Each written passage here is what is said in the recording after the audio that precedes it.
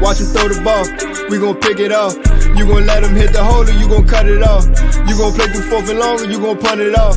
Your defenders heavy hitters, put your pads in. Don't be looking for the ref to throw no flags in. Keep the helmet on, keep the cleats tight. You the type to want to win by any means, right? You should look alive. This is Trap or Dive. Yes, sir. Yes, sir. Let's go ahead and turn this screen on right quick. There we go. There we go. Good morning, everybody. Man, I hope y'all are up, man. I hope y'all got that coffee in your system. I hope y'all are up. Take that, whatever tea that y'all got, whatever energy drink that y'all got. You know, they drink C4 at the gym that I'm at. C4 sounds so dangerous. That's just such a wicked name for an energy drink. But I hope you got it in your system. And we getting this Friday, this good NFL Friday, football Friday started right here on the Trap or Dive YouTube channel. Welcome in to the Trap or Dive morning show. Let me go ahead and get my music going. You know, I need my background music, man. Hold on, let me get this thing going. There we go. The chat hawking this thing right quick. Good morning to the trappers. The morning trappers. I love that, bro. I love that. We may have to coin that for the morning shows. Rich, what up, man? Good morning to you. Good morning to everybody that's also watching as well, and that will be watching as we move forward throughout the Friday, throughout the show. My man Alex checking in. Good morning. Good morning. Do not mind me multitasking right now as well. I've had a busy Friday. I've had a busy week. I got some things to push out, including this podcast for the Hogs Haven side. That I'm trying to multitask right now. I was a little bit late as well. But let me go ahead and continue on with the YouTube and the. Oh wait, I'm tripping. I just skipped over a couple. That game was good and not so good last night. Absolute. Hey, put a hurting on them boys. Boy, what you talking about? Hell yeah. Happy Friday. Yes, sir. Listen, man, I feel bad for Dre. Now I'm not about to. One thing I learned, Brad, if you ever gambling, and I'm not going to tell Dre, and fingers crossed he ain't watching this right now, but I would never tell Dre, you know, hey man, you should have rolled with Buffalo last night like me and AJ did. I don't do that, man. If you are a gambler, you know how much that hurts and how annoying that is, and it stings because everybody is wrong at some point. But I ain't gonna lie to you, like I said yesterday, them boys in Buffalo, they are some dogs. They put a hurting on them boys in Los Angeles. Dogged them. And to be honest with you, I ain't never seen Josh Allen play like that before. That boy Josh Allen, man. Hey, bruh, when I tell son, the game that he had yesterday, he had two picks. One of them wasn't his fault. One of them, he clearly threw a pass thinking that he could have got it there. A little bit of arrogance on his side. But those two turnovers never got in the way of how effective he was yesterday, bruh. He had all the answers. Even the interception that was on him, he made the right decision. He's just a little bit too cocky. You know what I'm saying? That arm strength, that arm talent kind of gets into the way of people that talented. But he looked like he had all the answers last night, bruh. And that's one of the reasons why I love Buffalo so much. I love them the last couple of years in terms of trying to make it to the Super Bowl. Last year hurt the playoffs, obviously, but my God, if that's what we're going to see from Josh Allen this year, that's MVP. Of course, it's week 1, right? But for you to do that on the road against the Super Bowl champions, people who essentially, you know, they haven't really lost significant pieces, but they got smoked, and they didn't even have Tre'Davious White last night, the Buffalo Bills. That's their best defensive player. They didn't even have him. That thing was looking crazy. Buffalo, yeah, for sure. They keep running out like that. Nah. See, the thing is, and Rich, that's the thing. He been running like that for what? Ever since he got in the league. He may get hurt, but I don't think it's gonna be a result of him running. That's the thing. Like when you a 250, 260 pound quarterback moving like that, bro. Did you see the stiff arm on the sideline, bro? I jumped out my seat, bro. I scared Dakota, my dog. Hey, bro, football is back. Football is back, man. That stiff arm was disrespectful, bruh. Disrespectful, man. Josina was tweeting about his throwing motion and how he tweaked it. Spin, what's going on? Good morning, big dog. There's nothing you can do to defend those throws. That's a fact, man. That's a fact. There's nothing you could do. And then the extension. Think about the touchdown to Stephon Diggs, bruh. I mean, Stephon was open from the jump, so he was a little late seeing that one. But he got that ball out there. And when you can extend the play with your legs, bruh, that's what you get. You get 50-yard touchdowns. 50-yard touchdowns. Right before the pick to McKenzie, Slim had bruh, locked in. And on top of that, I guess because I'm excited, I'm gonna acknowledge the fact that week one, you know, you have a lot of time to prepare for a team. So I'm gonna admittedly say it. I'm not gonna sit here and jump to conclusions like I want to. I will acknowledge that Buffalo and for that same fact, the Los Angeles Rams, they had a lot of time to prepare for each other for week one. So it may not be the case that Buffalo is going to look like this all year, but for me, I'm betting that that's going to happen. I think that this is the Buffalo that you get all season. So we'll see as the weeks go along, but yeah, man, it's kind of crazy. And are we surprised that the Rams offense was unable to really match the intensity of Buffalo Bills? Like that defensive front for Buffalo, man, they were locked in throughout the entire game. 7 sacks, I believe Matt Stafford had. I think 2 picks, if I remember right. Like they were locked in, bro. So that's going to be interesting to see how that moves along on the offensive side of the football. Hopefully it's not a huge setback. Like Robert Woods changed a lot for that defense. I mean, for that offense in Los Angeles. They missed some time with him being gone last year, obviously with his ACL, and then Odell missed some time in the Super Bowl, but that was only like a game in itself. So I don't know like to what degree they'll be missing a lot. But that offensive line, man, if they don't get it together, they got some dogs in the NFC South. NFC West. That front for the San Francisco 49ers, tough. That front for the Arizona Cardinals, tough. Seattle, not there yet. You know, they in a pickle. But they better get that shit together as soon as possible. He said Allen Robinson is a hot mess.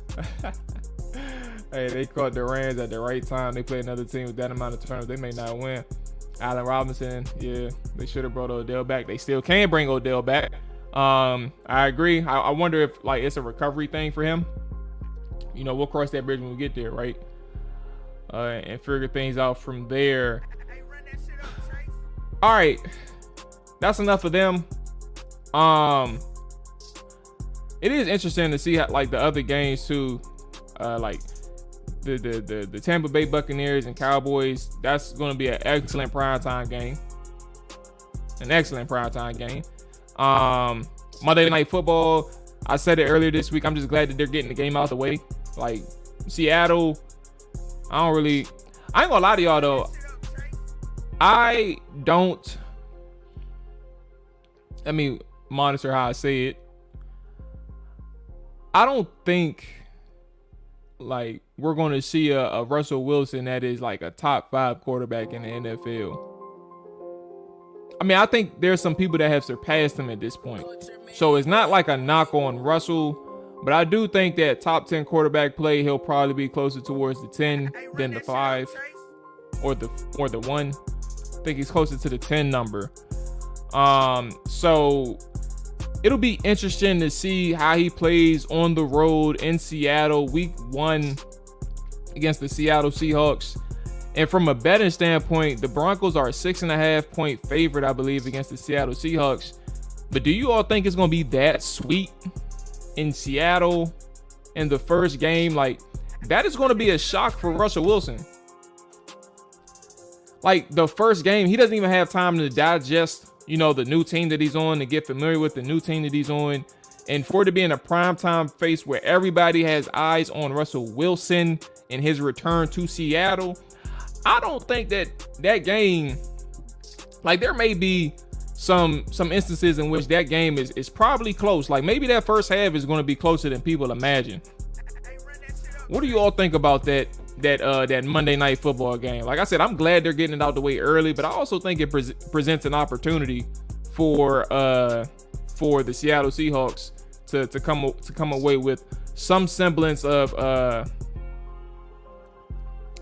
I guess respectability out of that game. Like it may provide them some confidence moving forward. And on top of that, they'll probably want to beat Russell Wilson as well. Like that's just something that teams want to do. So what do you all think about that matchup? I'm a little interested in seeing how that works out. 46-33. There we go. 46-30. My bad. Like I told y'all, I'm doing a little bit of multitasking right now. Trying to get something situated. If I can find the right. There we go. Let's see. Von Miller looked like he was worth every penny to the Bills paid him. He had 2 sacks in his debut.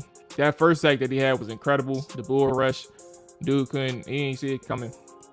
Absolutely, Russ is coming through for blood like LeBron in his first. Oh, so you think, all right.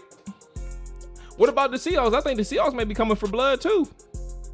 I heard they didn't even think Russell Wilson was that good. I don't know.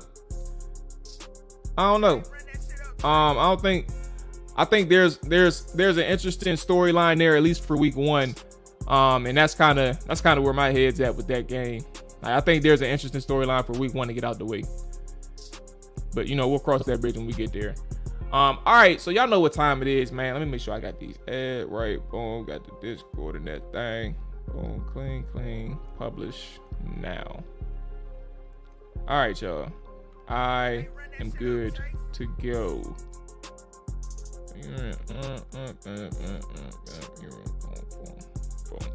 All right, I'm good to go. Here we go. Woo. Let me keep that right there. All right, y'all know what time it is, man. Let's get the administrative items out of the way. First and foremost, if you are new to the Trapper Dive YouTube channel, make sure you hit that like button. Make sure you hit that subscribe button, and obviously help keep this show going. Keep this channel growing. Twitch side, if you are new to the Trapper Dive or Let Maul Tell It, I guess, Twitch channel, make sure you hit that subscribe button or follow button so we can keep things pushing on that side as well. But obviously the floor is going to be open to everybody. I'm giving the floor to everybody right now. Anybody and everybody wants to tap in and put it in the, let me see if I can update the YouTube description as I'm in here. I should be able to update it. But let's go ahead, put this in here. The link is in the chat for anybody and everybody that wants to join. What are your keys to the Jaguars game? What are your thoughts about the matchup itself? What is your gut feeling? How are you feeling about the game? Who are some people that need to stand out? Who has some pressure on them in the first game? I want to hear your thoughts, anything and everything that's on your mind related to the Commanders. Let me make sure I update the description as well. Mute this. Oh, it is muted. Bet. All right, let me go ahead, make sure it's in there. Boom. Give me 2 seconds. And there we go. All right, save and boom. All right, we back at it, back like we never left. All right, boom. So there we go. Link is in the description, the YouTube description, if you want to join at any time. There we go.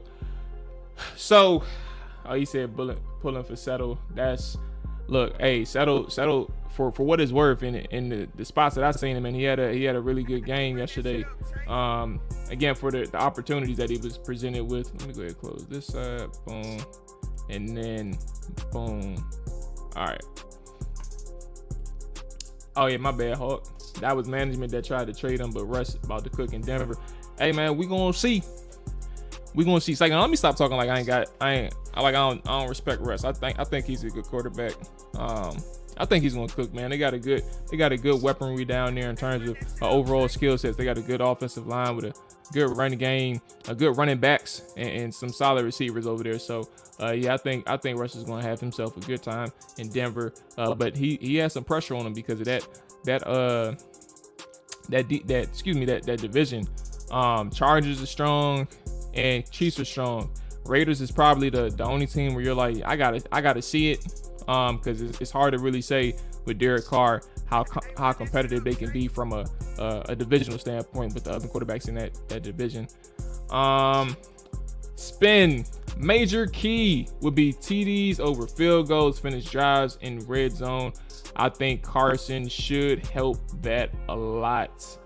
Another Carson thought. Carson got to eat. D-line secondary have to be solid, have to have a solid day. All right, so let's start with Carson Wentz then. How do you, I think there's a question for Carson, or a question about Carson and how you can really move forward with him against Jacksonville. Now, I know a lot of people aren't going to like this, and it's okay, right? But we got to speak the truth.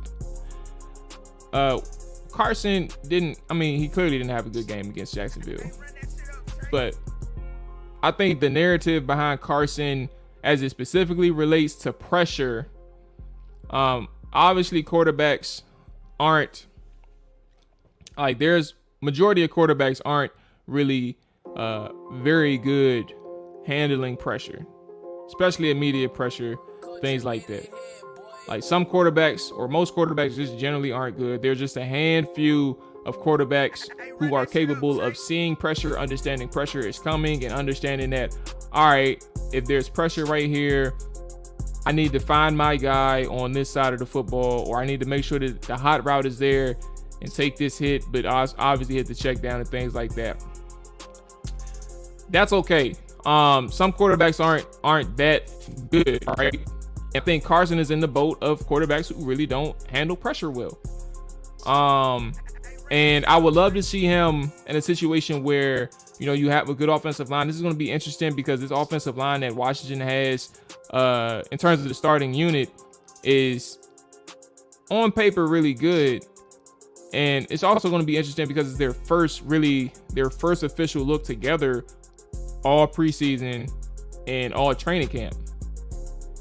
So hopefully they can play together and play well. Before the training camp started, my concern about the offensive line was with the pieces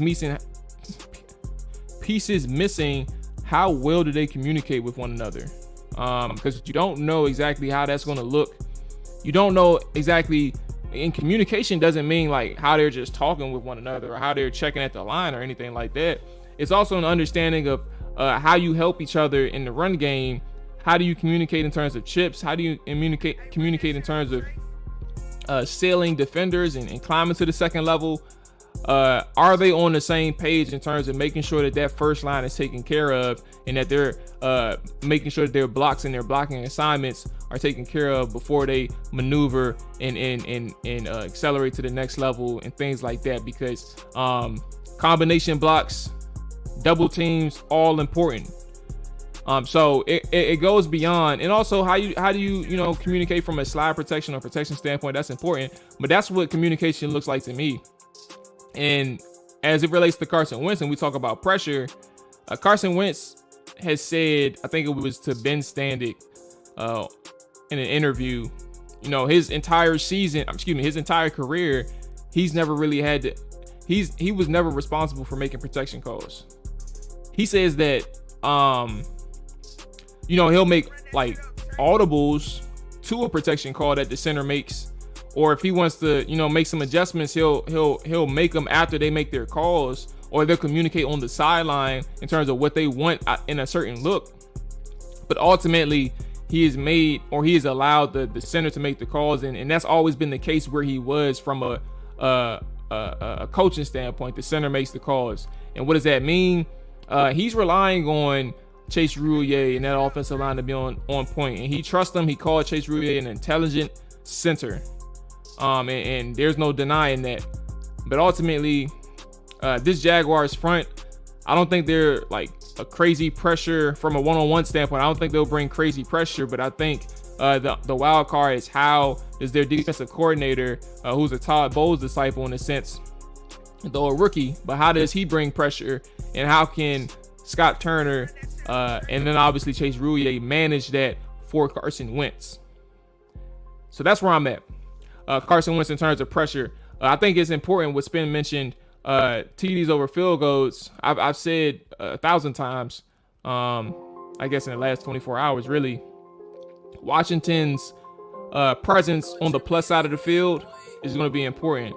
Like I liked, like, think about it this way. Buffalo, their offense and their quarterback is proven enough and is elite to the point where you can survive an interception on the plus side of the field, like they had last night with McKenzie dropping that pass. I think you can survive that if you're Buffalo.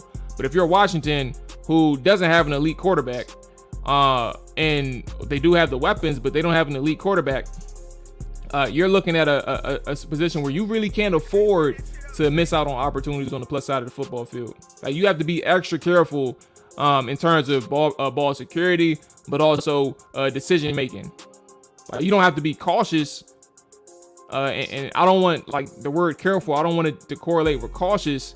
I'm just saying you have to understand that the decisions that you make, you just have to be extra sharp. Like, if you see somebody double covered, all right, why are you taking that shot? Don't take it. If you see that check down is open, off the rip, give your guy an opportunity to make a play.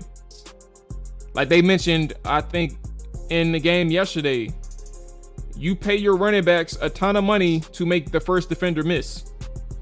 If you think that J.D. McKissic is open off the rip and it's like a 2nd and 10, give him the ball. Same thing with Antonio Gibson, give him the ball. So it's really about, again, keeping Carson Wentz clean, but also that plus side of the field. I need Carson Wentz to be on his A game. That's what I need. Scott Turner, we talked about him a lot, but it's really about how for him he can make or keep Carson Wentz comfortable as well. Like, my thing with Scott Turner has always been rhythm. Sometimes he calls plays out of rhythm, and you're wondering, like, if the inside game in terms of rushing, if the inside game was working, why the hell are we worried about attacking these guys on the perimeter? Like, keep pounding until they stop. Same thing with passing game. If you're finding that Terry McLaurin is on a mismatch and they refuse to put a different cornerback on him, why the hell are we going away from Terry McLaurin? Personally, I think Jahan Dotson is going to have a really good game. He's the guy you can't really account for. You can account for Terry. You can account for Curtis Samuel. Can't really account for Jahan Dotson. I think Dre had a similar sentiment on the podcast last night. You can't really account for Jahan Dotson in a sense. So, however you line them up, whether you want to put him at the X or the boundary receiver at some point, whether you want to put him at slot, whether you want to have him as the motion man, that's the guy who I think that Jacksonville cannot account for right now. And on the plus side of the field, you better find a way to take advantage of the one that they can't account for. Let's see. My man Alex, in Carson's case, it's the efficiency within the offense, but I also want to see the splash plays that generate points and get us off the field. I'm gonna circle back to this one because I like what you said, Alex. Like 6 to 8 play drives that generate points without having to drag it out. We have the weapons to strike fast.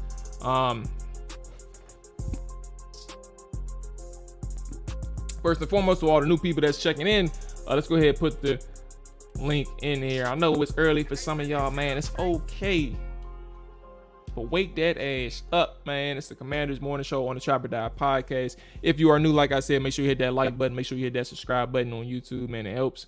And ain't same thing on Twitch. If you are just in here, just checking in, make sure you hit that follow button on Twitch as well. The link is in the description to join the show if you want to join and talk about anything Commander related, previewing the Jaguars game, what you want to see, what you don't want to see, what you're nervous about, what are some opportunities that you want Washington to take advantage of, all those good things.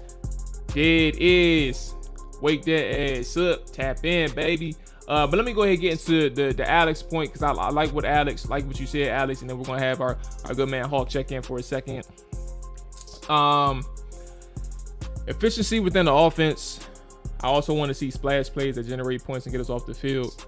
I do too, man. I think splash plays for me is I want to see them take advantage of a defensive secondary that, while it's solid, I like who they have at cornerback. I like their pieces. I'm interested in seeing how they play together, like the first time under this defense that they have. But ultimately, I do like the fact that Washington's weapons in Terry and Curtis and Jahan, they can work all three levels of a defense, and you're not necessarily certain which one that you have to account for. And you may have two guys that's running 9 routes or post routes or skinny posts and things like that. You never know, or deep corners. You never know. And Washington is going to force Jacksonville to be accountable. They said yesterday the Jacksonville side, they're not planning on shadowing Terry McLaurin. So you're going to have mismatches in whichever way that they come. And it's on Scott Turner to really dial it up, but also to the splash play effect. If you aren't getting explosive plays, if you go a game without getting explosive plays, like Washington has had that happen at times. Like, you don't really get too many explosive plays from this offense. But you brought Carson Wentz in here for a particular reason. He fits exactly what you want to do, meaning Scott Turner. He fits exactly what you want to do. And I'm seeing, I need that 6 to 8 play drive. I need Washington to find a way to get on top and stay on top of the Jacksonville Jaguars early, because if you're giving them that confidence from a score standpoint that they can stay in it, and you're not executing in certain situations, key football situations, you're gonna be in for a long run, a long day. So for me, that's exactly where I'm at with that splash play and efficiency. Let's go ahead and get the good man Hawk in this thing right quick. Let me go ahead and cut the music down, put that thing on mute. Boom, and boom. There we go. All right. The good man Hawk is checking in. What's going on, big dog? Good morning to you. Good morning, man. Hey, man, Maul, man. Look at it, man. First of all, shout out to the Trapper Dive Morning Show, man. The best morning show ever, man. Covering all things sports, man. Already, bro. I appreciate that, big dog. Appreciate you showing that support on a damn near every show basis, bro. I see you in all the time. I definitely appreciate that, big dog. Hey, man, it's the best morning show, man. Man. Look at man. Hey, look, man. Hey, look. Shout out to the morning trappers, man. Man. But look at here, man. When the product is good, man, you know what I'm saying. You know what? Make sure you practice your YouTube etiquette. You like, comment, you share, subscribe, man. Already, man. The morning trappers. I'm starting. It's really. I really didn't think about that until you said something, bro. It's starting to dawn on me. I may have to find a way to make this thing an official term, brother. The trappers. Yeah, man, for sure, man. What's on your mind with these guys, man? What's the most pressing things that's as it comes to the Jacksonville and Washington matchup? Yeah. So earlier, man, you mentioned the keys to the game. So, just several thoughts that I had. Beginning with the offense, right? For us, we spend a lot of money in that receiver position. So, how does Scott Turner call the plays? How does how does the team as a whole execute on offense? You know what I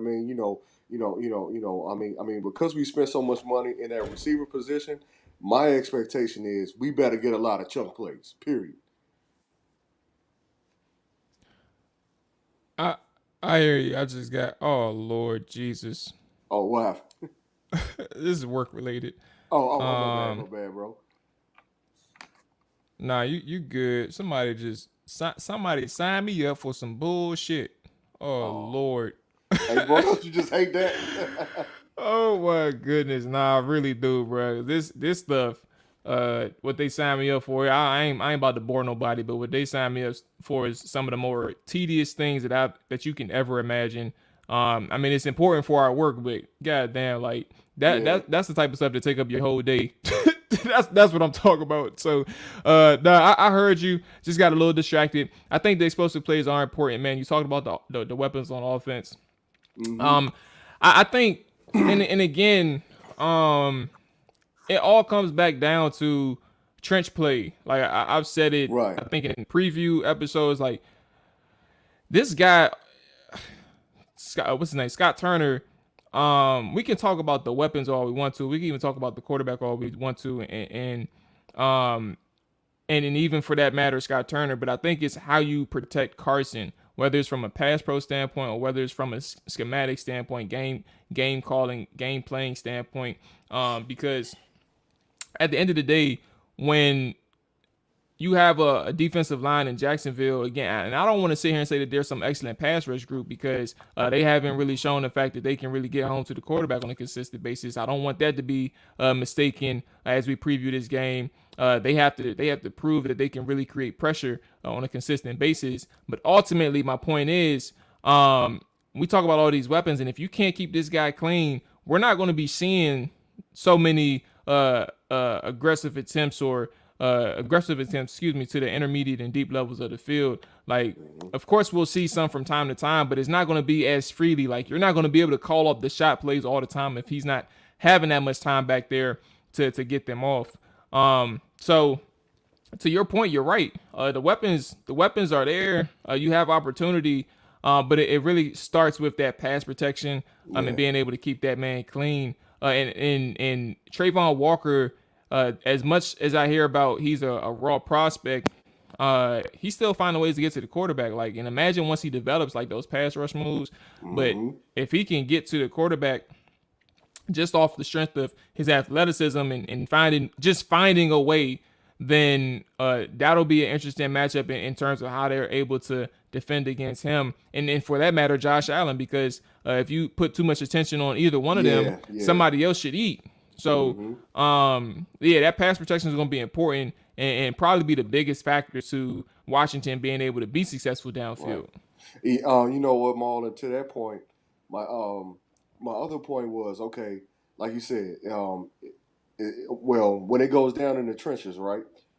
How does Andrew Norwell or any other guards, for that matter of fact, any of our interior linemen, how do they hold up without Brandon Scherf obviously not being there, and obviously now he's with the Jaguars? So I'm just like, because it's not like you signed him, signed another All Pro to go and replace an All Pro, but ultimately, how does the interior linemen, for our offensive line, how do they stand out? And then also Gibson and Antonio, how will you take advantage of now as far as how you will becoming a starter again? You know what I mean? Do you take advantage? Do you put the demons behind you? You know what I'm saying, so that you can go ahead and move forward. Yeah. So there's two things. Foley Fatsukasi. I want everybody to be familiar with that name. Foley Fatsukasi. This is a guy with the Jacksonville Jaguars. He's the only guy on the injury report. He's an interior defensive lineman. And he's listed as questionable to this point.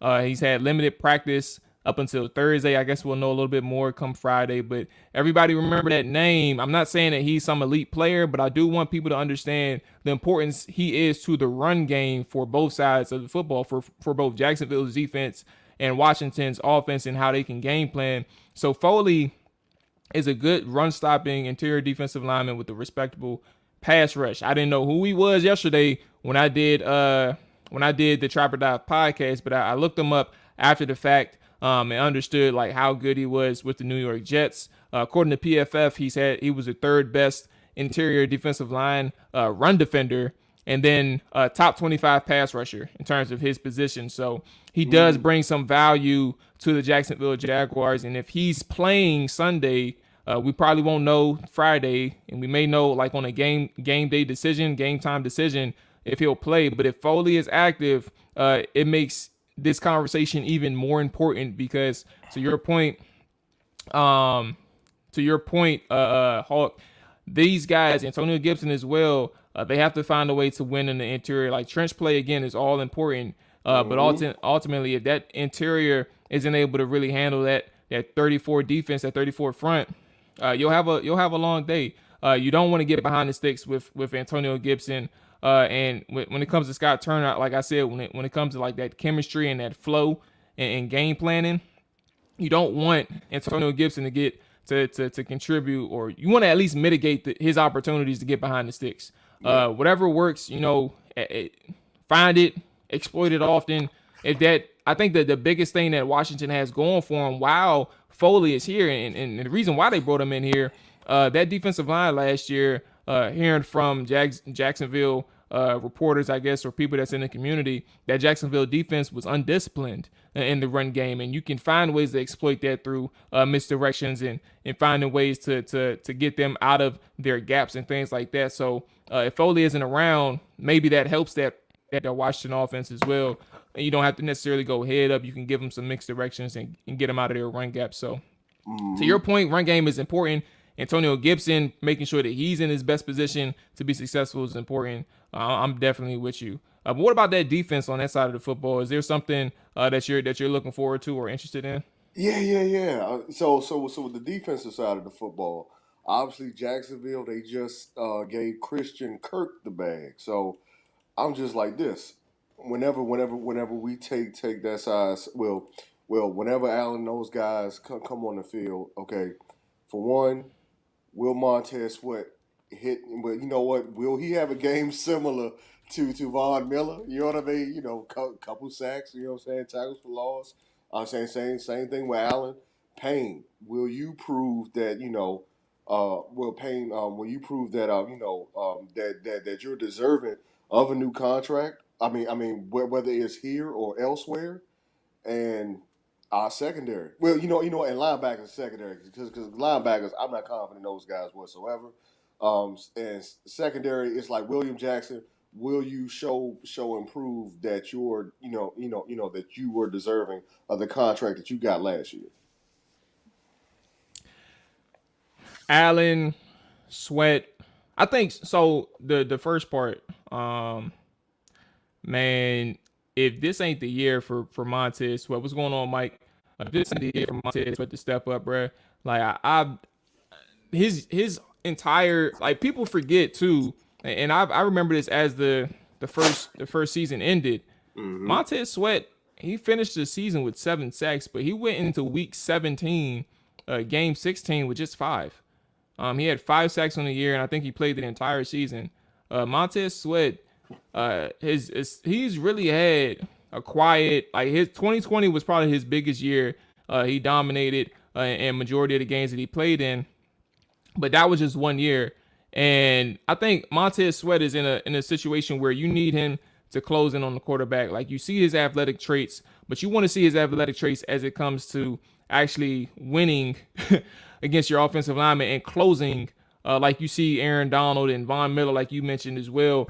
You need to see a guy in Montez Sweat being able to actually close and earn that first round draft status that he had back in 2019. Yeah, 2019. So I'm interested in seeing where Montez Sweat is, and I think this is an opportunity in week 1, Hawk, to really start the season off on the right foot. Like, you're not going up against elite players.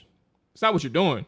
You're not going up against elite players. So how do you kind of manage that from a schematic standpoint? How can you get Montez Sweat in the best positions to win? Because right now, without Chase Young, you have to find a way to maximize Sweat's production without Chase Young around. Because outside of that, you're going to be rotating other ends. It's really, again, Montez, John, and Duran as your starting guys, and everybody else are just rotators. Yeah, those are the people that's going to be playing. Yeah. Oh, you know what? And so kind of like my bonus point, man. Special teams, Joey Sly. You're a little nervous, huh? Yeah, man. Man. Good. Yeah, you know what I'm saying. You know, man, because I've seen the kicker woes, man, and the fact that just overall, man, we need, we need this guy to go ahead and step up because, I kind of got this game as like a, score for score type of game. So, in the event that we need that field goal, Sly, can you just go ahead and convert? You know what I mean? I'm with you. I'm with you. Yeah. But I think it's weird that the whole situation with special teams, weird in the sense of,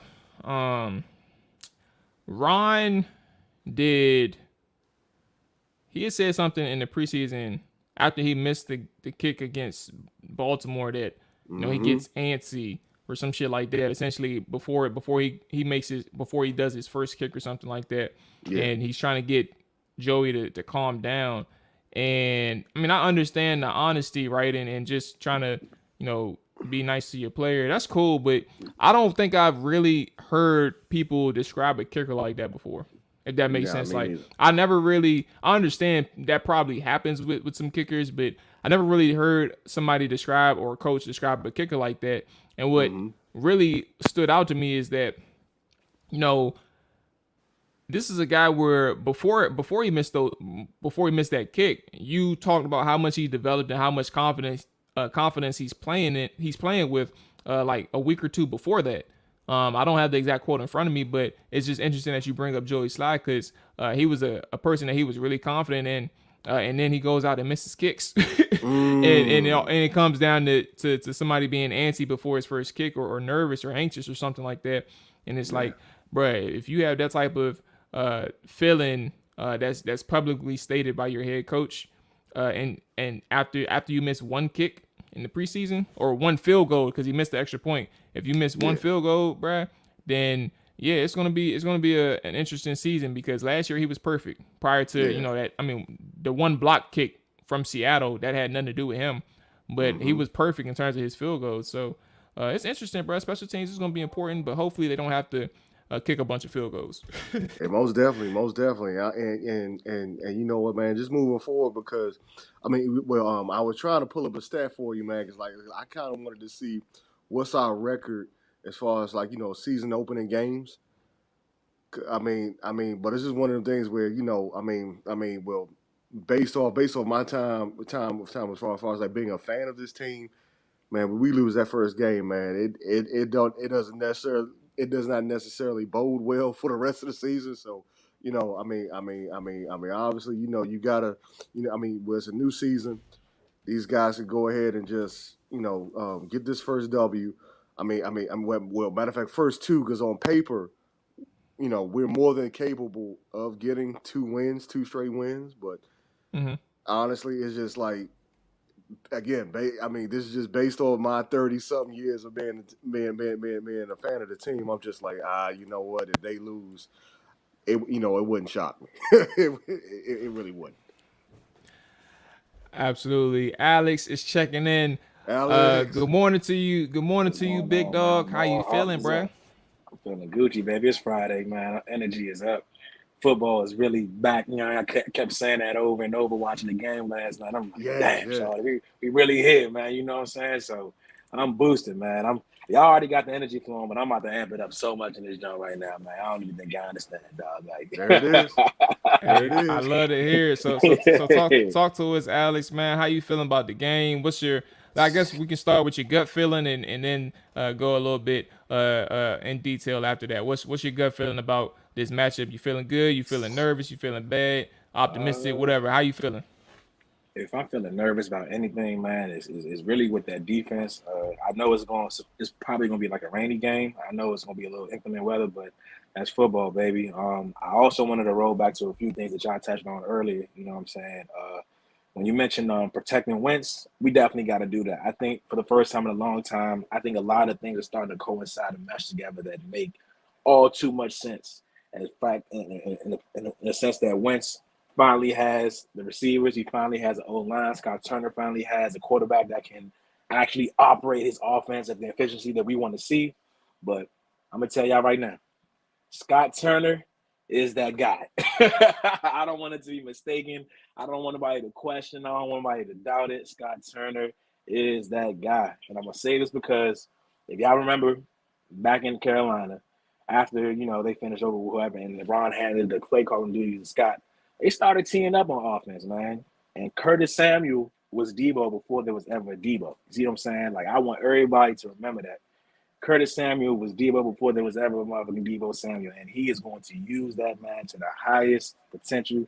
We're going to see that man get active. Not only is he going to stay healthy, but between him, actually, no, it's going to be Curtis Samuel. He's going to lead us in all-purpose jobs, y'all. I'm telling y'all that right now, man. He's going to lead us in all-purpose jobs, man. Like, Curtis Samuel is really, really, really, really going to get active. Runs out the backfield, touches out the backfield, and not only as a receiver, like, it's going to get freaky. It's really going to get freaky, man. Like, Scott has entirely too many weapons to not succeed. We didn't get a chance to see it because Heineke kind of restricted him, and he had to rein it in a little bit because he couldn't get the ball to where he wanted to go to. But now, oh, shorty, get ready for a show, baby. I'm excited about the offense. I'm a defensive guy. I'm maybe, man. I'm telling y'all. So I think, I did speak on Scott Turner personally. We're like, I know that you think you're overreacting what Rivera said about Sly. I'm gonna talk about Sly because I want to make sure we stay on Alex's point. I don't think I'm overreacting. I just look. I analyze comments all the time, man. That's just what I do. But Alex, to your point with Scott Turner, it's interesting. Like I said, it's a lot of these things are interesting, but I think one of the bigger things is I asked this question yesterday about Terry McLaurin, and I guess I can do this with Scott Turner too. Now, I do like Scott Turner's concept that I've seen his offense last year where things have worked out from a schematic standpoint where he was able to get his players open, and Taylor Heineke just couldn't really connect with these things. And ultimately, like, my whole thing is more about game flow and situational versus it is actually play calling. And I think my thing is, here's what I asked Terry. I was like, Terry hasn't had the quarterback, right, in his entire career to really help elevate him from an actual accuracy standpoint and decision-making standpoint. So you don't know from a statistical standpoint what his floor or his ceiling is. But I asked, like, is he do we really think, or do we know if he's maxed out? And are we basing the fact that he hasn't had a quarterback that he can go even further than where he is? I'm asking the same thing to you about Scott Turner.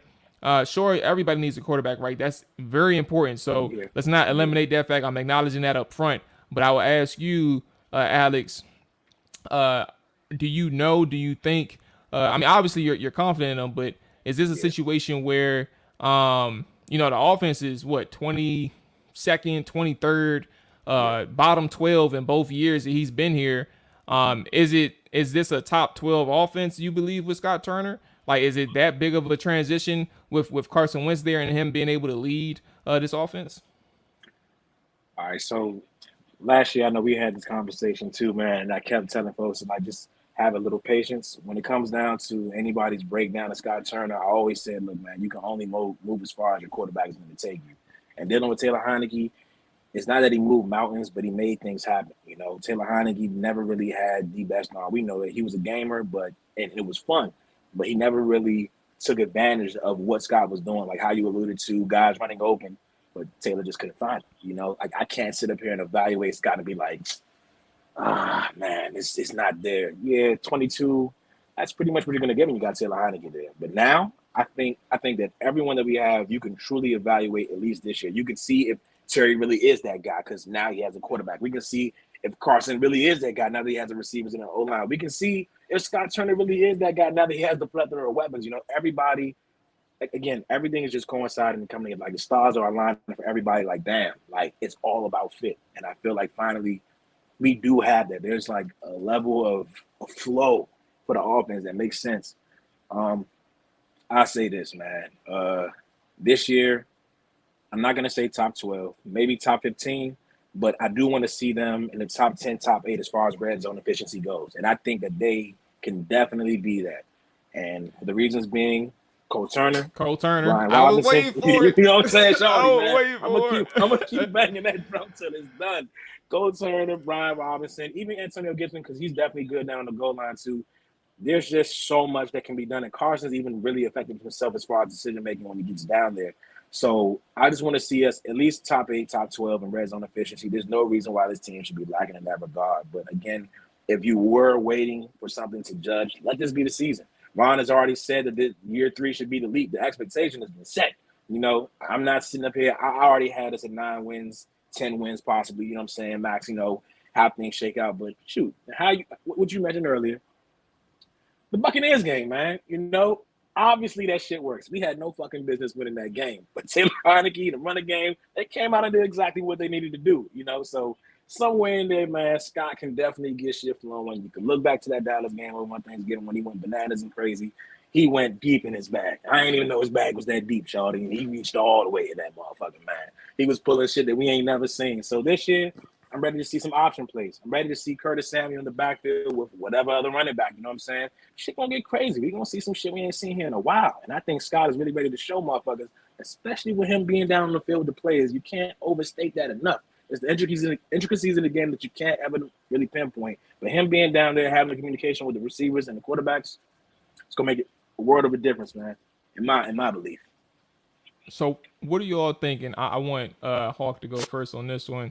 What do y'all think about what Mike is saying? Scott will be our next head coach. Coach Ron has set him up by drafting and bringing in free agents that only they chose. If Del Rio can't do it this season, Ron will take as defensive coordinator. Oh, I guess he meant primary, the play caller type thing. What do you all think about what Mike said about Scott Turner being the next head coach? He said it before. I disagree with him, but what do you all think? Yeah, hey, look at first and foremost, man. Shout out to Alex because Washington needs to pay this man to be a PR person, all right? Because this is, you know what I'm saying. Just listening how he talks about the team, and I ain't gonna lie, bro. Shit, I ain't gonna, man, brothers ain't gonna lie, yo. I think that I'm a little bit of a pessimist only because I'm just like, bro, but I'm tired of losing. You know what I mean? And so the fact that Alex just gave us that beautiful, beautiful breakdown, I'm like, man, look at it, man. I'm ready to go ahead and break through the wall of positivity now, man. You know what I'm saying? But to Mike's point, though, man, I mean, honestly, yo, if you know what, God forbid it happens, but if it does, I'm like, yo, man, look, we don't like I don't want to see another Dallas situation where, you know, you got Wade Phillips and then you got Jason Garrett waiting in the wings, right? I mean, something like that. I'm like, nah, man. You know what? Do your job, man. Everybody go ahead, come. You know what? You all came here because of Ron, man. You know what I'm saying? You know, he obviously entrusted you guys to do a job. Do your job, man. You know what I'm saying? Call the offense. Scott and Jack, you go ahead and call the defense. Simple as that. Now, if Del Rio can't do it though, as far as like, you know, how scheming coverages and things like that. Hey, look at it, man. Hey, well, look. I don't know if y'all watch battle rap, but there's a battle rapper called DNA, and his slogan is "Get them the fuck out of here." And I'm like, you know what I'm saying? And I'm like this, yo. If Del Rio, hey, look, if Del Rio can't do it, man, y'all gotta get him out of here. Y'all gotta get him out of here. Right. What you think, Alex, about Scott being the next head coach? Man, no, not a 5-year. Hold on 1 second, because Mike made a not a 5-year extension. He got I think a 3-year extension. So I think that actually only carried him into, if I'm not mistaken, like 2024-ish, 2025, I believe, or something like that. So 5 years would take him in like the 26 or 27. But go ahead. Let's go back to this one. There you go. I'm not gonna lie, man. Mike is definitely on to something, man. Y'all know Ron is loyal to a fault. We've seen that in so many senses of the situation. And I say it to the tune that for once, at least in this organization's history, at least in my 29 years, you know what I'm saying, of life and watching this team, man, there's actually legitimate flow. There's actually like a hierarchy that makes sense. You know, when Ron came in, he was tasked with the job of really rectifying the culture, and he's very much so done that. You can look from Jason, you can look from Jennifer, you can look from Julie on down to the media. There have been things, even off the football field, that make a lot of sense. When he talks about Scott being the next guy, I can very much see that, because Ron himself has shown that he can be moved to a front office position, even if it isn't coaching, just to make sure that things are stable and remain in place. Tyler, I see you saying that, you know, Scott might not be considered, but I would say, man, if there was ever a time, it's going to be this year. That's why I say year 3 makes a lot of sense. If you want to judge any of them. This is the year that you're really going to be able to see him shine through that. And I say that to say, this is Jack Del Rio's last fucking season here, gentlemen. You know, I don't know if y'all went to the open practice down at FedEx. I don't know if y'all went to that open practice at FedEx. I was there, man. Like, every coach, you know, round of applause. But as soon as they threw Jack up there, resounding boos, bro. I think that was damn near almost about the loudest that the crowd got that night. He's over there shaking his head. That's okay. That's okay. Yeah, Sean, he's going to be up out of here in a few. You're going to be up out of here in a few. And I say that to say because he feel it. He feel that pressure. He felt that. I say that to say we have somebody else like Chris Harris in the weights. We've watched Matt LaFleur, we've watched Kyle Shanahan, we've watched Sean McVay all walk out of here and have resounding success out the gate. Yeah. We've always cultivated talent here, and they go somewhere else and shine. You can even look at Preston Smith over there with Green Bay right now.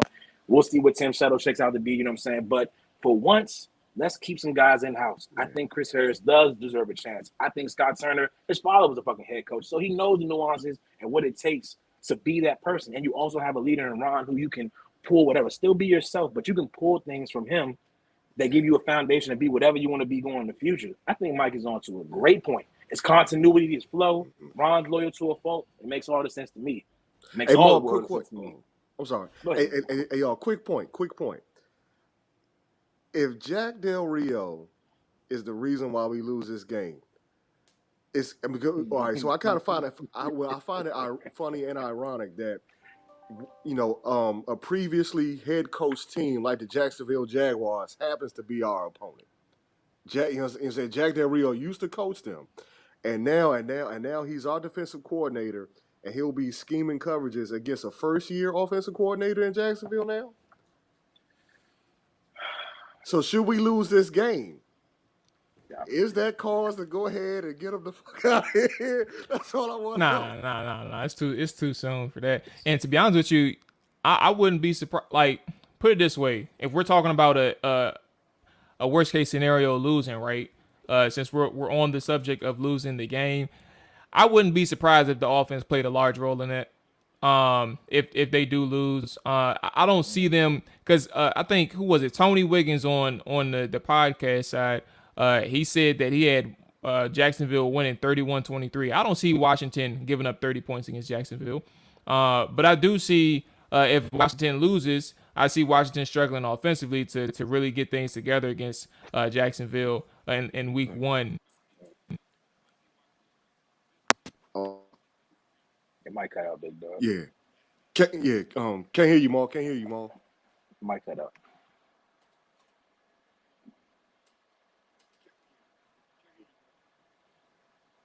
No sound. Mic check. No sound, dog. No sound. Yeah. I don't know what I mean. Still, nope. Yeah. But Alex, man, but to your point though, man, let me say some Julie Donaldson. You know, first of all, I hope she's watching this show because Alex, you got somebody, put this man, put Alex, put him on the streets. You know what I'm saying? You can have this man go ahead and do perfect PR because this man almost sold me. He almost sold me. I ain't gonna lie to you, bro. You know what I'm saying? Hey, that's how stellar you are, bro. Oh, man, appreciate you, big dog. Hey, man, blessings, dog. I appreciate that, man. Man, for real, Jack. For real. I was like, look here, man. This guy got me like, you know what, yo, I'm ready to go ahead. You know what? If he was a coach, I'm ready to play now. I'm ready to play. Mic check. Man. There we go. Man, back. Yeah, there we go. All right, yeah. bet. Okay. Oh, it did it again. It's something going on. Move something. Yeah. Whatever it was, it did it again. Why is this joint dying out like that? It look like the levels are good. Yeah, it's there. Oh, you know what's crazy? I know what it is. It's this goddamn slate. I just realized what's going on my side. I got dual monitors. Alex know a little bit something about that when it comes to streaming and shit. But my mic is on. So when y'all hear my mic die out sometimes, my mic is on one monitor and the stream is on another. So if my mic dies out, sometimes it's dealing with my Wi-Fi. My Wi-Fi may drop and I may not even know it. So that's kind of what's connecting my mic to the other monitor.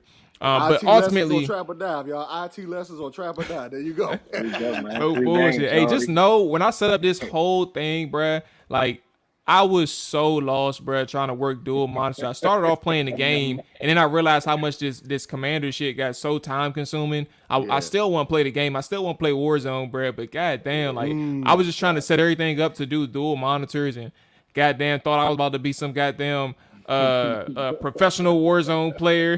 This shit just went straight to commander stuff, predictably so. But I was just saying, I think I was saying we were talking about. Who was it? Jack Del.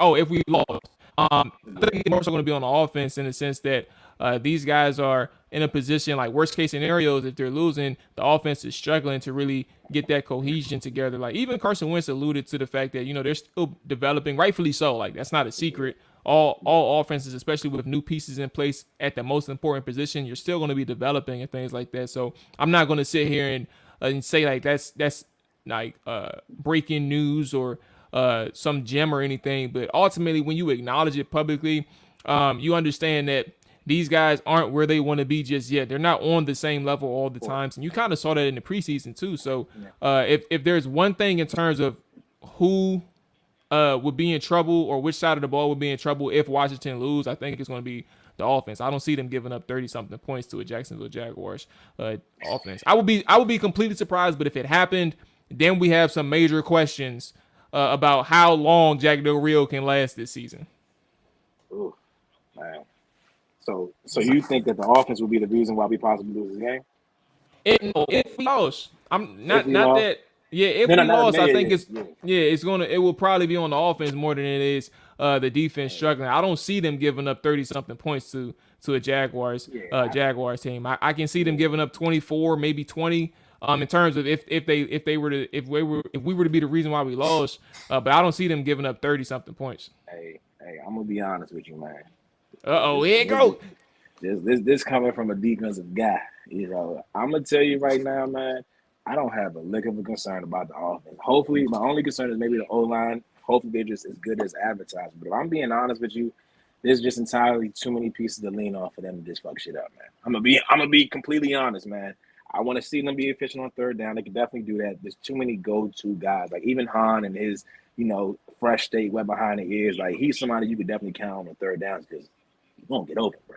But just the way in which we can attack, and I can't wait for Brian Robinson to come back. Like when I saw that first preseason game, there were a lot of second and short, third and short situations. And as a play caller, if you're looking at a 2nd and 3 or 3rd and 1, the whole entire playbook is open, man, and you can attack. I feel like, once, old boy does get back and healthy, hopefully Gibson runs with a little bit more oomph behind it, a little bit more motivation now that he has a chance to almost like redeem himself. Man, I don't see the offense being the reason why we fail, man. I think if anything, the offense is going to be probably one of the more biggest surprises for us this season. The defense, we've been waiting for that for 3 years. And to your point about Jack Del Rio, shorty, we looking at you too. Sam is gone now. Sam Mills is gone. You can't point you can't anywhere else. Yeah, you know what I'm saying? You can't like Chris Harris, which is why I say I really fuck with him. I've seen him and the guys. I think last season, I think we mentioned it too. Bobby McCain should have had like 7 picks. He dropped a few of them things, man. They dropped a few picks last year as well. I think he ended with 4. Yeah, he dropped like 2 or 3. Yeah, man. So he definitely should have had 7. But man, shit, I'm just saying, man, like the offense ain't gonna be the reason, ball. I'm telling you right now, man. Them boys is gonna get active. Count it up. 28's the number, baby. We going all right. So put it this way then, to this question then, with Hawk mentioned, if we think if Washington loses, again we're doing the worst case here. If Washington loses, so Mike is in here. Why should you blame the offense? He's had his squad for 3 years. Depends on how the game go. That's kind of where I'm at. But Alex, Mike agrees with you. My thing is, if you say the offense ain't gonna be a problem, so you can see. In the worst case scenario, you can see a shootout. You can see a 31-28 game or 30 to 33 type of game. Yeah. Oh, okay. Hawk agreed too. What's going on? All right, Hawk, what's up, man? Yeah. Well, all right. So here's the thing, Maul, Alex, man. And look, and the morning trappers, man. I want y'all to hear me. Morning trappers, hear me well. Morning trappers. In the hard AM. Man, hey, look at man. Hear me well, man. All right. So my thing is this. if Jacksonville is to go ahead and go ahead and get past our first line of defense, which is our defensive line, I don't trust Jamin Davis. I don't trust Cole Holcomb. I don't trust. As a matter of fact, I don't even trust our defensive backs. Sorry, I just don't. You know what I'm saying? As soon as you get past our our wall of China, that's it. You know what I'm saying? All bets is off, man. You know what I'm saying? And so that's why I think this game has the potential to be a shootout. You know what I'm saying? Okay. Okay. All right. Well, let's wrap it up with this one, fellas. Score prediction, and also, who are two people? So you got 4 total. 2 people on both sides of the ball that you think is going to have the biggest impact, for better or for worse. But who do you think is going to have the biggest impact on the offense and defensive side of the football for Washington? You want to take this one first off? Still thinking about my guy. No, you know, man. You know what, Mo, Alex, man, real quick, man. Matter of fact, hey, Mo, to be specific, you talk about players, coaches, or anybody? That's actually a good question. Let's leave it open to coaches and players. Coaches and players. Yeah, I mean, well, you know what? It's either now that I think about it, it's probably just either going to be the offensive coordinator, defensive coordinator, and players. Let's leave it at players. I just thought about players, that one. Yeah. Players. All right, but you know what? I'm gonna leave it at players, man. I'm gonna leave it at players. So definitely not John Bostic. Oh baby, yeah. Hey, look here, man. I forgot. Hey, look, man. I forgot they bought it, man. Holy smokes, you know what I'm saying? Yeah. But you know though, man. Hey, look, man. Boston got to eat too. So you know what I'm saying? Shout out to him for getting the job. So but as far as players though, on the offense, man, I mean, it's easy to go ahead and pinpoint those receivers and tight ends, but I ain't even gonna go there. Running backs, man, starting running back, Gibby, because, are you gonna fumble? You know what I'm saying? At any point in this game, or you know what I'm saying? You say, will you drop the church's money? You know what I'm saying? You say before you make that deposit, you know what I'm saying, that is the end zone. So I'm going Gibson on the offense. Mm-hmm. On the you got defense, one more. Yeah. On the offense. Yeah. Oh, all right. Two on both sides. Two. All right. So Gibson on offense, and you know what? I'm gonna just go ahead and say Carson, man. You know, so, it's your first game. You know what I'm saying? Go ahead and try to prove him wrong, right? Yeah. On the defensive side, though, all right. Let's see. I'm gonna go with you know what? My first guy, William Jackson. You know what I'm saying? Again, you didn't have the type of year that you thought you was gonna have, nor did us fans. So, will you go ahead and shut down Christian Kirk or Marvin Jones? You know what I mean? Well, I guess whomever he's matched up against, you got to go ahead and win no matter what. I'm about to say, man, and for kicks, man, I'm gonna go ahead and say the linebackers, man, John Bostic. I'm gonna go ahead and just go ahead. I mean, because again, it's like if Travis Etienne gets, you said pass to that wall of China, man, whatever you want to call it, wall of Berlin, whatever. It's all it goes downhill from there. You know what I'm saying? Because that Etienne is fast, so. Those are my 4 guys. Yeah. Okay. And just to note too, for those, like, I think the linebacker call is a really good one. I do think though, for people, just from my perspective standpoint, I think the secondary and cornerback situation is more critical than it is the linebackers, because the reason why I say that is because I saw the David Mayo comment, my man Mike. David Mayo and John Bostic. Primarily, these guys are like, when you do linebackers, think about it. Cole Turner, I'm saying Cole Turner too. Cole Holcomb and Jamin Davis, like, your linebackers really don't come out the game. Like, they rarely come out the game. So it really does come down to Jamin and Cole Holcomb for the most part. You're playing like Cole Holcomb, matter of fact, plays like close to 90% of the snaps throughout a given game. and Jamin Exactly. Davis is playing like 70 or 80 maybe. So Yeah. you it's really top heavy with the linebacker position until somebody gets hurt, like not tired, they stay on the field type of thing. The secondary is the one where you have that rotation and Yeah. where you have to be concerned about the depth part. When you get those two rookies or one rookie and then one first or second year player, I think the guys that they brought to their active 53, and that's kind of where the depth is thin behind Kendall, St. Jude's, William Jackson, and Christian Holmes. So that's kind of where you talk about the linebacker side. I don't think you're going to see anybody after Cole Holcomb and Jamin Davis really get into the game. Unless the special teams in. That's probably where David Mayo fits in. But Alex, you got the floor. I just wanted to make sure that people probably at least my perspective on the linebacker situation. You're not really going to see anybody outside of Holcomb and Davis.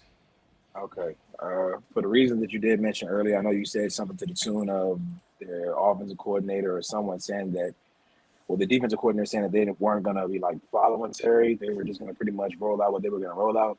I feel like that really is a win for our offense because we have a lot of interchangeable guys from Terry, Hahn, Curtis that can all play every single position from inside the slot, XZ, whatever.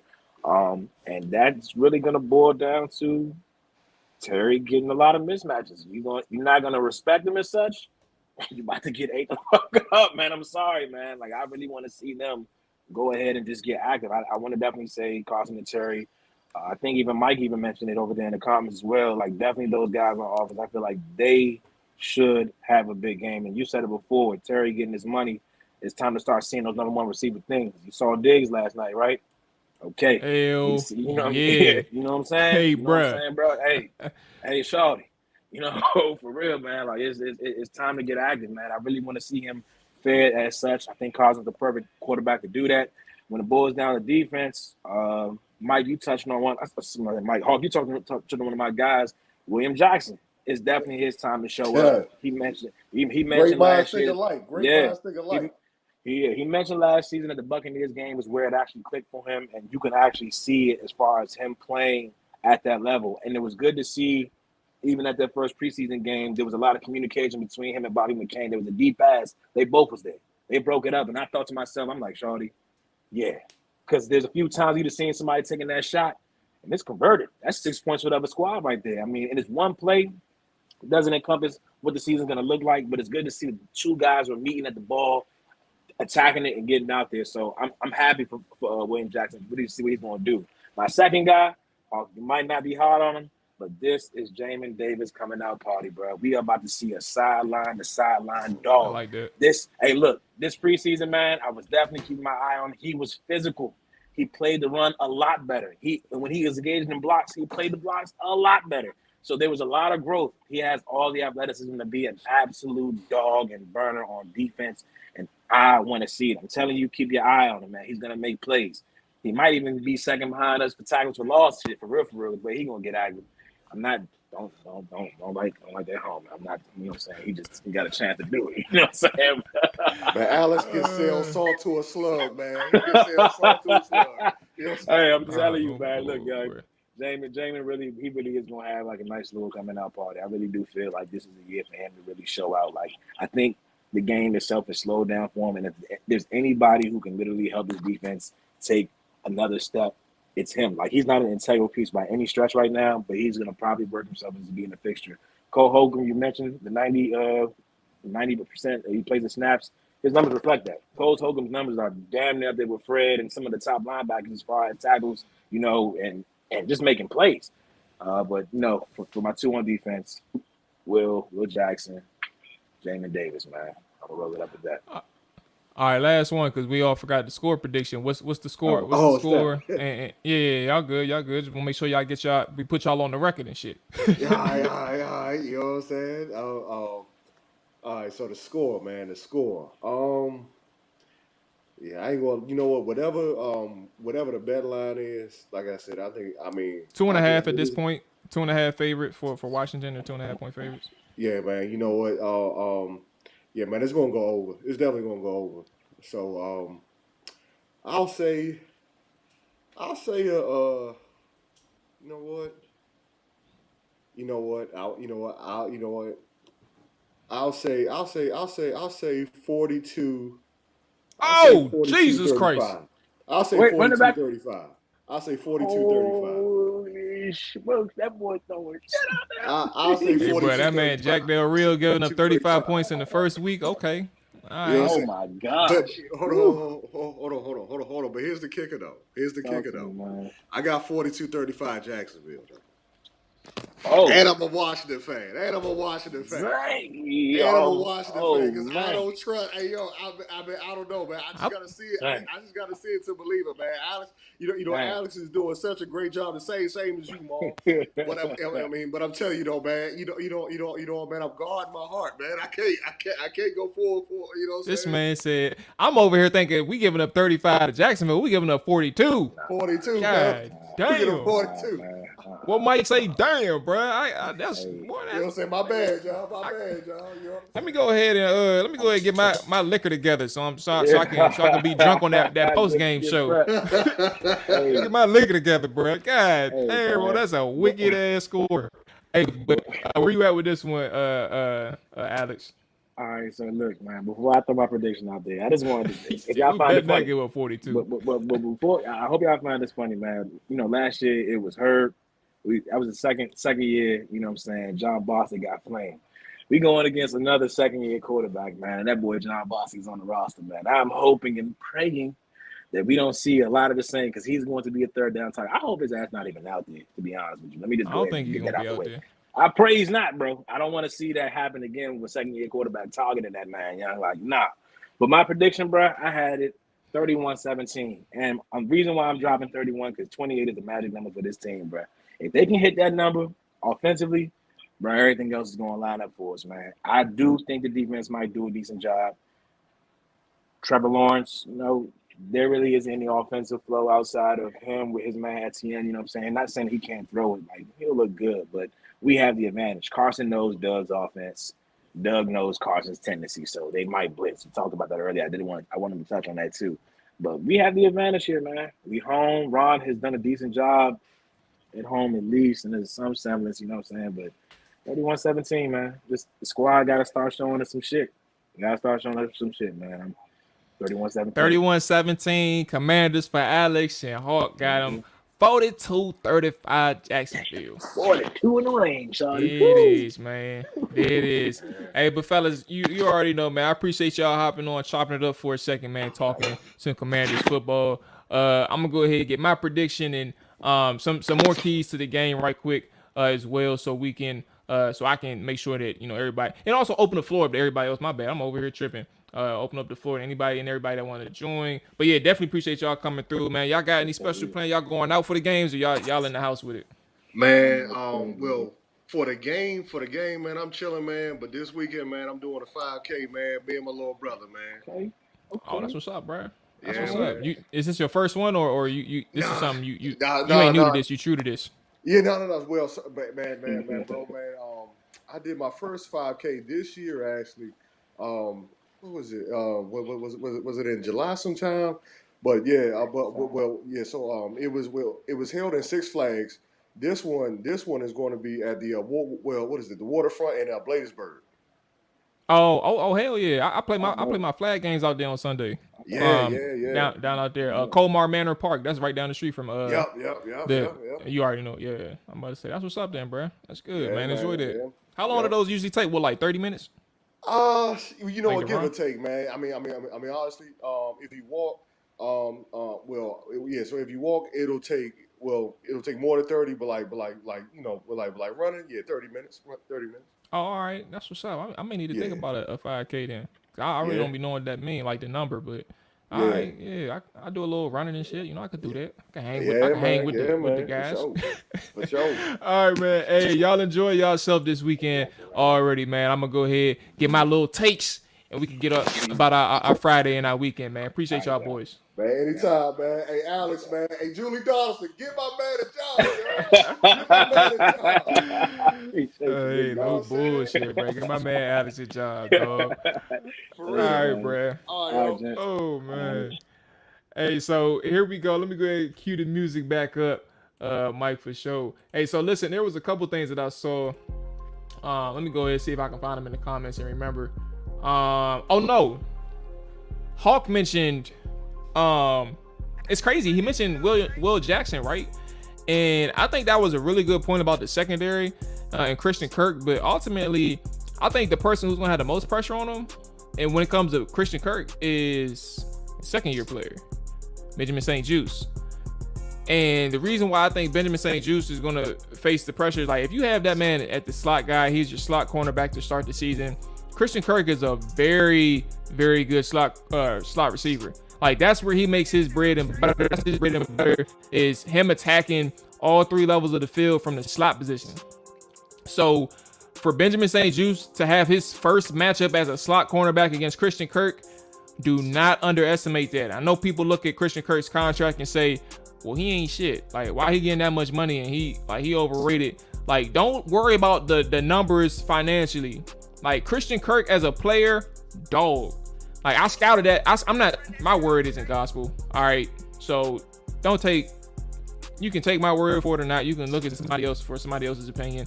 But I'm saying I scouted him because I had to watch intently every single snap of that man for 5 different games. I watched over close to 200 snaps of that man as a receiver, and probably one of the more underrated guys. This is before free agency, so he was probably one of the more underrated guys that you can think of in terms of free agency this year. So for him to get paid, that was a lot of money. But when it comes to skill set, that guy eats, bruh.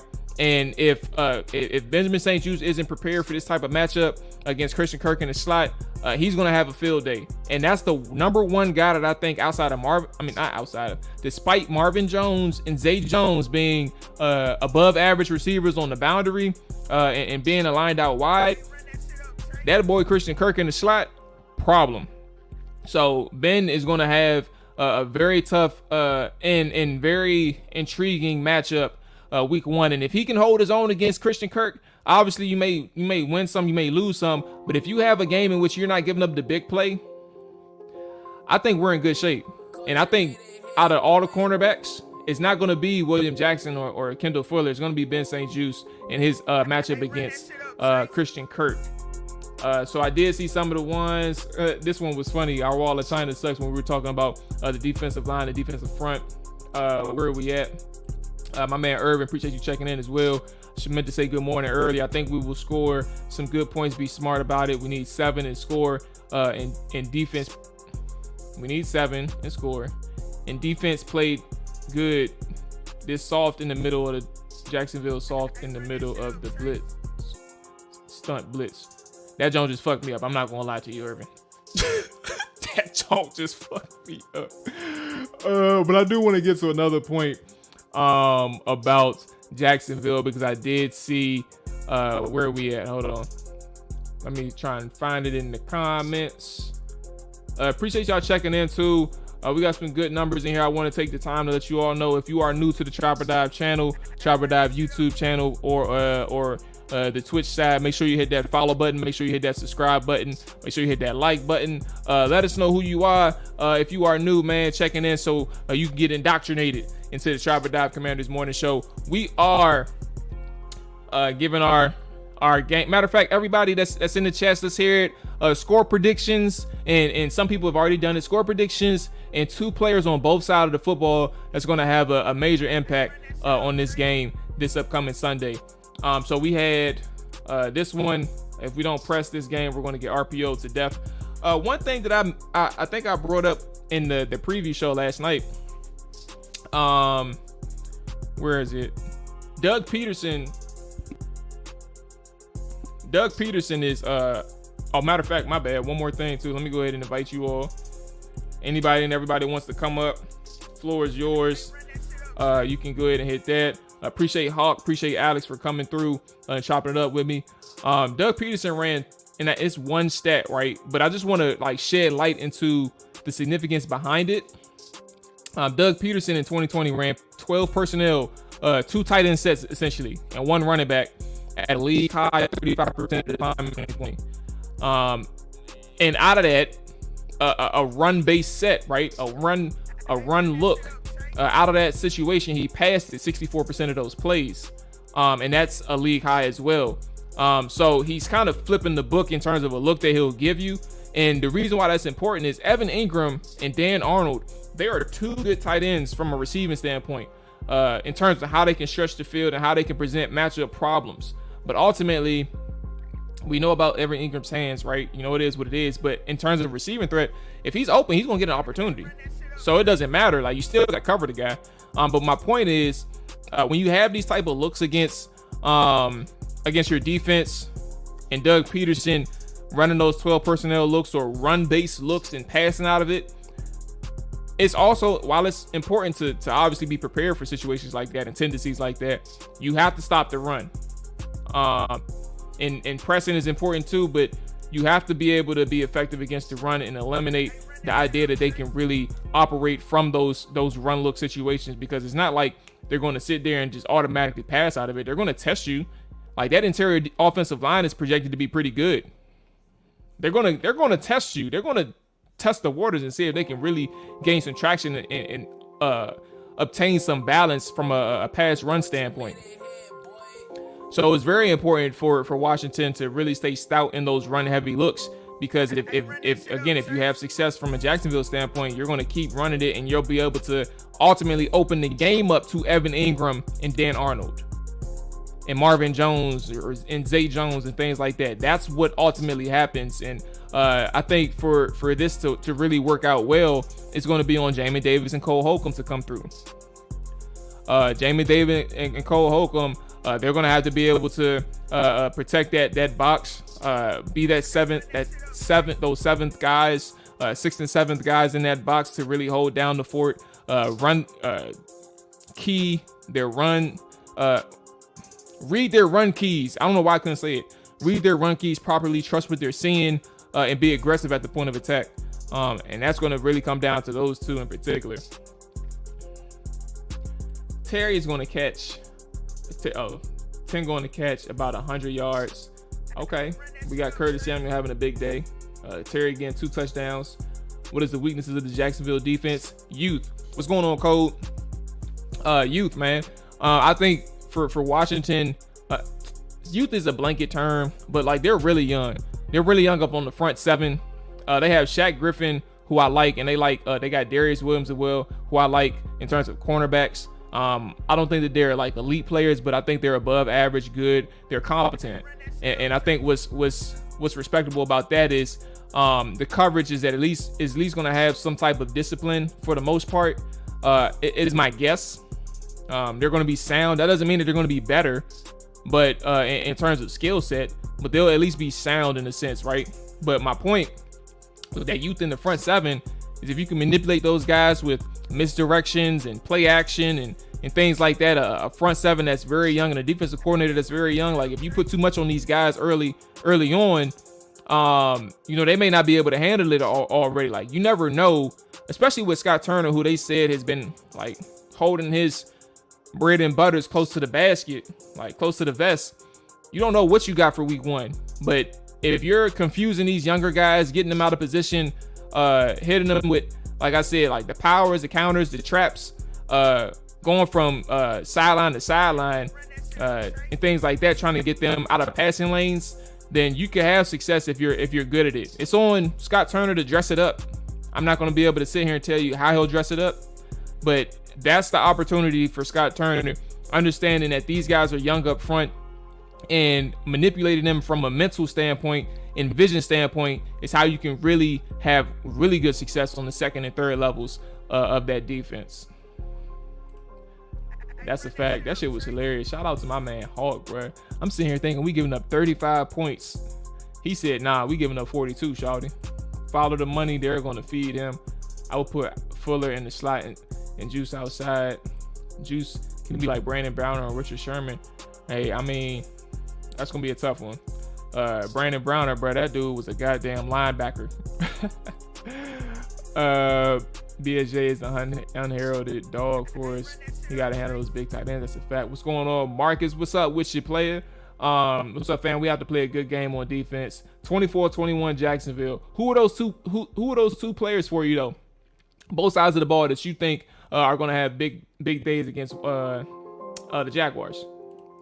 Facts, Tyler, on that RPO. But this defense should be prepped to run it because Sam does the exact same for us. Yo, I made this point on the Wharf Pass channel. This could be Evan Ingram's coming out party.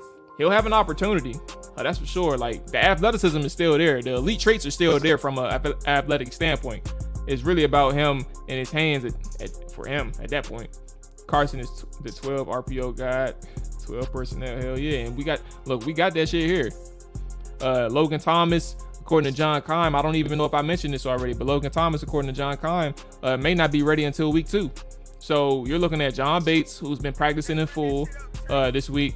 And then you're looking at probably Armani Rogers for sure, because Armani isn't on the injury report. Cole Turner is, and I'm hoping that he plays. But for sure, you're looking at John Bates and you're looking at Armani Rogers. And you can run that 12 out of them, especially with John Bates being a dog in the run game. I love that. So the new team, he may have a new attitude. I have no doubt they're going to create him on the scout team, should emulate those looks. He's talking about Sam Howell. Okay. Bostic is okay in the run. It's his tackling that's the concern. And pass coverage. Peterson runs those weird traps and powers out of shotgun. Eagles used to kill us with those. Hey, facts. What's going on, big dog? Good morning. WF enjoyer, Washington football enjoyer. How you feeling, man? We're talking about predictions. What's your predictions? I'm about to give mine in 2 seconds and get up out of here. But what's your predictions for the game, and who are those 2 people for you that you have having good games on both sides of the football? And all right, so here we go. Bostic will put everyone in the right place. I will give him that. I really don't think he's gonna play. I think it's really coming down to Jamin Davis and Cole Holcomb. I think David and Bostic are the immediate backups. I think his coaching is going to be a big factor on the sideline, and having that mentor for Jamin Davis and even Cole for that matter, I think it's going to be important. And obviously he has familiarity with them because he was here last year, the entire offseason too. So like, he's not unfamiliar with these guys. He won't be awkward. Like, it'll be a smooth implementation of Bostic back into the defense. Guaranteed Scotty T will have his shifts and motions on 100. I've been hearing a lot of good things about Derek Forrest and that he could be on the field a lot. I think he will be with Cam Curl, possibly missing time. We don't know what his status is. Like, a guy who's had surgery in his hand and has been limited in terms of just only on the side field. He hasn't really practiced with the team yet. Curtis Samuel, and I think Jamin is going to have a breakout game. I hope so. I'm a big fan of Jamin Davis in terms of what I saw, his traits from a trait standpoint, and also how he played in the preseason as well. I like his opportunities. He is going to score on Sunday. All right, well, let me go ahead and get my prediction, man. I got to go walk my damn dog, bro, before she destroy my house. Score predictions. I said earlier today, 24-20 Washington. I said it last night as well, but I don't think it's going to be a close game in the sense of it going back and forth throughout the entire game. I don't think it's going to come down to the wire. I think Washington will probably have a commanding 24 to 13 lead, maybe, or 24 to 10 lead or something like that. And Jacksonville scores like a late touchdown to close the gap. But ultimately, I don't see it being a close back and forth game like I initially did out throughout this week leading up into Thursday and Friday. I think it'll be a more controlling game on Washington's standpoint. I don't see Washington give up 30 points. I don't see Washington getting up 40 points. No pun intended. Hey, that's funny as shit. Commanding lead. But yeah, that is how I see this game going. I think two people on both sides of the ball for me that I think is going to have good games or that are going to be important for Washington winning. I think it starts with Sam Cosmi. Charles Leno, I trust on that side of the ball, and I trust Sam Cosmi to an extent. I think he's gotten better. But what I'm saying is, preseason you're having limited reps. Regular season you're going to have more exposures in terms of going up against talented players, right? Nah, it's funny, bro. That prediction was hilarious. But I think that, to your point, like giving up a lot of points on the defensive side of the ball is concerning. And I think that's the overall theme with your score prediction is that you're concerned about the defense. But yeah, for me, I think, like I said, Sam Cosmi is a guy where he's going to be going up against Josh Allen. He's going to be going up against Trayvon Walker, the raw guy, just like how Sam Cosmi was in pass protection last year. He was very raw, but he was a dog in run offense. But for him, he's going up against two guys who have a load of talent. And as raw as Trayvon is, he's a very athletic guy. And what Sam Cosmi struggled with last year was power rushes. Like, he allowed people to get inside his chest, and he has to keep his chest clean against these guys, because that's where the success lies. And if Sam Cosmi is if his footwork and his ability to match the aggression of both of these guys, if he can do that, you'll have success. But Sam Cosmi can't allow these guys to get in his chest, because it'll be a long day. These guys are very strong, they're very quick, and that's kind of where the issues come into play. So I think Sam Cosmi is going to be one guy for me on the offensive side of the football. Another guy as well, Carson Wentz, for all the obvious reasons. All the obvious reasons being Carson Wentz having to really protect this game and protect this team from short fields for their defense. I think obviously understanding when to be selectively aggressive is what he's really I was gonna say what he's really good at, but I think that's what he's known for is having those selectively aggressive moments every single game, and hopefully that he can connect this game. But Carson Wentz is gonna be that guy on offense for me. Defensively, this damn dog, bruh. Defensively, Ben St. Juice already alluded to it. Christian Kirk matchup, probably the biggest matchup of the week. How are they going to stop him from a standpoint of that side of football? That's going to be one player. The second player for me, that's going to be a good one. I know Mike mentioned, or Marcus, no, who wasn't? It wasn't Marcus. Spin mentioned Derek Forrest and him having a good opportunity, I guess, this weekend, and good things about Derek Forrest. I think he had a good preseason for sure. Had some coverage lapses, but I think overall he had a good preseason showing, especially for a guy who was pinged as a special teams player coming out and had special teams opportunities as a rookie. They're using him more on defense, so that's going to be interesting. But my second player outside of Benjamin St. Juice is going to be Montez Sweat. Sweat he's going to have a ton of pressure on him, right? Obviously from a production standpoint, and a guy who really has been, from a first round standpoint, a little bit underwhelming in his career. And I wouldn't even say a little bit, he has been underwhelming from a standpoint. Reminder, 2019, he had 5 sacks heading into his last game of the season. He went a lot of games without having a sack or an impact. Like, it's been quiet and things like that on that side, but he finished with 7 after 2 sacks in his last game of the season. 2020 was a big year for him, a breakout year, so we thought. And then last year, he went through some things, but that first 9 games where he didn't go through anything, he had 1 sack, I believe. So this year is pretty big for Montez Sweat, and I think you have a good opportunity this week to really set the tone for how this season is going to go for you against these offensive linemen against Jacksonville. And I also think that I wouldn't be surprised if you see Montez line up on both sides of the defense, and maybe have some looks as a more like a 5 or a 3 tech guy. I'm not entirely too sure. I don't think he's always going to be lined up like a 7 or wider than that. But I think he may have some opportunities inside the tackle to have some good rushes and things like that. So we'll see. We will see. I love how Sheriff said those guys practice hard, talking about us. Man, how that narrative has changed. I don't know where that came from. Sheriff said those guys practice hard, talking about us. I must have missed it. In terms of, I really didn't see too much from Jaguars side, except for James Robinson and ETN is going to be back. And obviously the what's the word?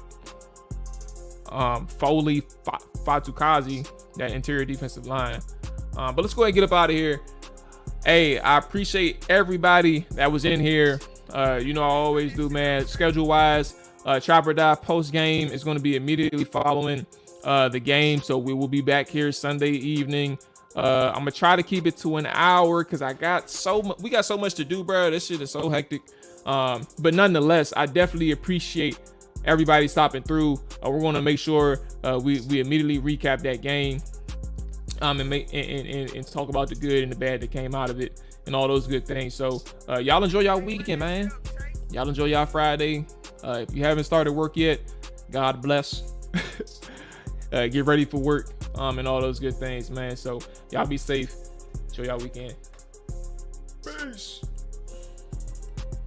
End it. What the hell? End it. Fuck.